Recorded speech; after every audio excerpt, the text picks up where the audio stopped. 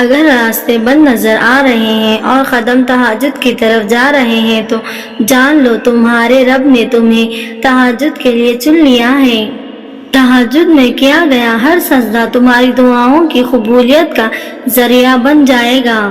وہ محض اس لیے تمہاری نگاہوں سے راستوں کو اوجھل کر لیتا ہے کہ تاکہ تم اسے منانے کے لیے تہجد تک جاؤ۔ وہ چاہتا ہے میرا بندہ رات کی خاموشی میں مجھ سے ہم کلام ہو اور میں سکون سے رات کی خاموشی میں اپنے بندے کو سن سکوں۔ فوراً تمہاری سن لیتا تو کیا تم تہجد کا مزہ چکھ پاتے، اس کی محبت کی لذت، قبولیت کی اہمیت جان پاتے؟ تمہاری مانگی ہوئی دعاؤں کے راستے تھوڑے مشکل ہوں گے، ہاں کبھی غم اور پریشانی کا بسیرا بھی ہوگا، مگر یقین کرو منزل تمہاری اس کے کن ہی ہوگی، تحفہ تمہارے رب کا معجزے ہی ہوں گے اور آنسو تمہارے خوشی کے ہی ہوں گے۔ تہجد کا سجدہ ہر کسی کو نصیب نہیں ہوتا۔ تہجد لاڈلی عبادت ہے اور اللہ کے لاڈلوں کو ہی نصیب ہوتی ہے۔ تہجد میں مانگی ہوئی دعا رد ہو جائے یہ تو سراسر ناممکن بات ہے۔ تم اسے منانے کے لیے اپنی نیند قربان کرو اور وہ نہ مانے یہ تو ناممکن سی بات ہے۔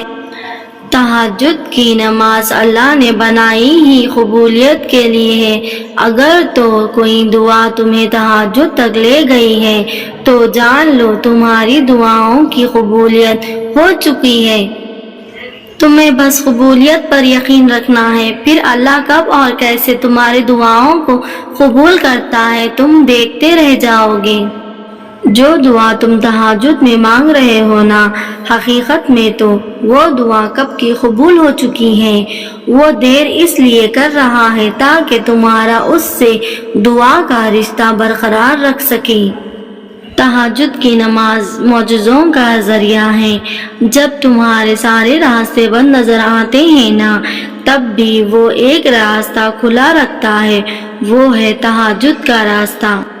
تہجد تمہیں اللہ کے قریب کرنے کا ذریعہ ہے۔ تہجد تو اللہ کو حال دل سنانے کا بہترین ذریعہ ہے۔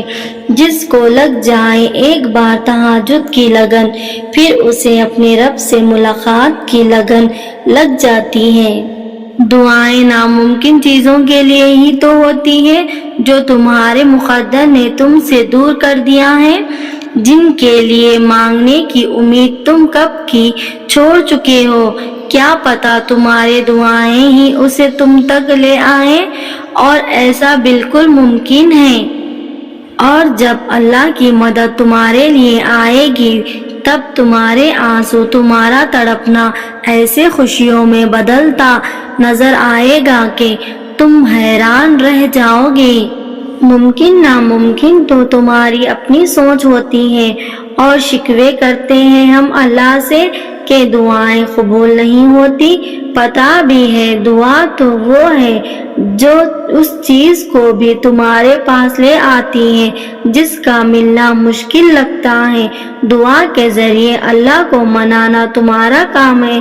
وہ پل میں کن کہہ کے کہانی بدل سکتا ہے، لیکن اس نے تمہیں دعاؤں کا حق بھی دیا ہے۔